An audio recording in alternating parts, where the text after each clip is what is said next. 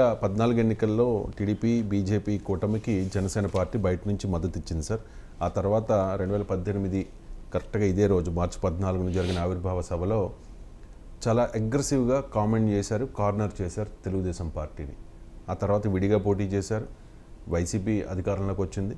అంటే ఇప్పుడు మళ్ళీ పొత్తు పెట్టుకుంటున్నారు కాబట్టి చంద్రబాబు నాయుడు పాలనకి జగన్ పాలనకి పోల్చి జగన్ పాలన కంటే చంద్రబాబు నాయుడు పాలన బెటర్ కాబట్టి మేము మద్దతు ఇచ్చామని చెప్పదలుచుకున్నారా పవన్ కళ్యాణ్?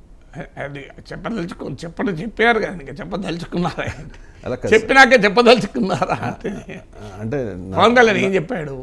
ప్రజల కోసం పొత్తు అంటున్నారు అంటే అర్థం అంటే కదా, మరి చెప్పదలుచుకోవడం చెప్పాడు కదా. ఆల్రెడీ చెప్పినాక చెప్పదలుచుకుని తింటున్న వ్యక్తినిపై నువ్వు తినదలుచుకున్నారా అంటే ఆయన ఏం సమాధానం చెప్తారు? అలానే ఇప్పటికీ కూడా మీరు జగన్ని విమర్శించారు, చంద్రబాబుని విమర్శించారు. ఇప్పుడు చంద్రబాబుకే వత్తాసు పలకడంలో ఆంతర్యం ఏంటనే ప్రశ్న ఉంది సార్. చాలా రాజకీయ పార్టీల్లో ఎవరిని విమర్శించలేదు చెప్పండి.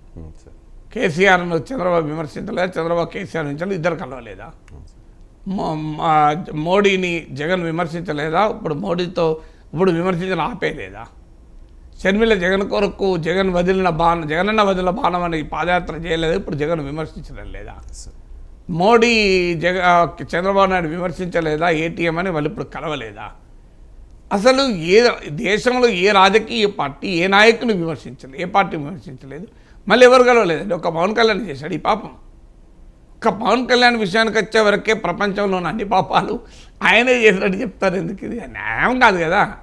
ఇది ఒక జనసేన చేసిందా? మోడీని చంద్రబాబు నాయుడు తిట్టలేదా? మరి ఆ ప్రశ్న చంద్రబాబు నాయుడు మోడీని ఎందుకు అడగరు, చంద్రబాబు నాయుడు ఎందుకు అడగరు, మోడీని ఎందుకు అడగరు? అదైనా ఉండదు. పవన్ కళ్యాణ్ ఒక్కని అడుగుతాం. పవన్ కళ్యాణ్ ఒక్కడే చేశాడు ఈ పని. సో మోడీ చేశాడు, చంద్రబాబు నాయుడు చేశాడు, జగన్ చేశాడు, కేసీఆర్ చేశాడు. చెయ్యనులు ఎవరండి? ప్రతి ఒక్కరు కదా. ఒక పార్టీలో ఉన్నప్పుడు ఇంకో పార్టీని విమర్శిస్తారు, ఒక పార్టీతో పొత్తు లేనప్పుడు ఇంకొకరు. రాజశేఖర రెడ్డి ప్రభుత్వాన్ని రేవంత్ రెడ్డి తెలుగుదేశం నాయకులు విమర్శించలేదా? ఇప్పుడు రాజశేఖర రెడ్డి ప్రభుత్వం చేసిన మంచి పనులను రేవంత్ రెడ్డి చెప్పడం లేదా కాంగ్రెస్ పార్టీ నాయకుడిగా? మా కళ్ళ ముందు కనబడుతున్నాయి కదండి, వ్యక్తులైనా పార్టీలైనా.